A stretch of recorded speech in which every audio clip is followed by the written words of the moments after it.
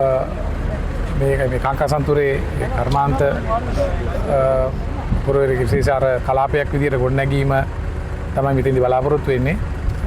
ඉතින් මේ පරිහානියට පත් වෙලා තියෙන හැටි තමයි අද නිරීක්ෂණය වුණේ. ඉතින් මේ තියෙන අදාළ කටයුතු අවසන් කරලා අවසර ලබා දීම සහ ඒ ආයෝජන මණ්ඩලයට ඉදිරි කටයුතු කරන්න ඒගොල්ලන් දැනට බලාපොරොත්තු වෙනවා. ඉතින් අපි මැදිහත් වීම වෙන්නේ කොහොමද හැකි ඉක්මනින් ඒ ආයෝජකයන්ට අවශ්‍ය පරිසරය නිර්මාණය කරලා දෙන්න.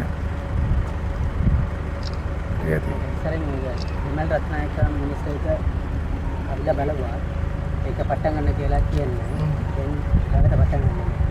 ඔව් මේකට දැන් කාලයක් යන මේක බැලුවාම තේරෙනවනේ මේ සම්පූර්ණයෙන්ම අත්හැරලා දාලා තිබිච්ච එකක් නිසා මේවල සමහර නීත්‍යානුකූල ප්‍රශ්න බේරගෙන ඉඩම් පැවරීම විශේෂයෙන්ම මේ මූලික ඒ කර්මාන්ත පටන් ගැනීමට අවශ්‍ය අනුමැති සියලු කටයුතු ලැබුණත් ඒට අදාළ කරන ඉඩම් මේක විශාල ඉඩම් ප්‍රදේශයක් තියෙනවා. ඒ පවරා ගැනීමේ කටයුතු තමයි දැන් සිද්ධ වෙන්නේ. අපි බලාපොරොත්තු වෙනවා හැකි ඉක්මනින් ඒක අවසන් කරන්න. சீமெந்து தொழிற்சாலையை நாங்கள் பார்வையிட்டோம். கௌரவ நிதி அமைச்சர் பிரதி நிதி அமைச்சர் வந்திருந்தார். நாங்கள் இதில் சுமார் இந்த காங்கேசந்துறை ஃபேக்ட்ரி 90ஆம் ஆண்டு இயங்கவே இல்லை.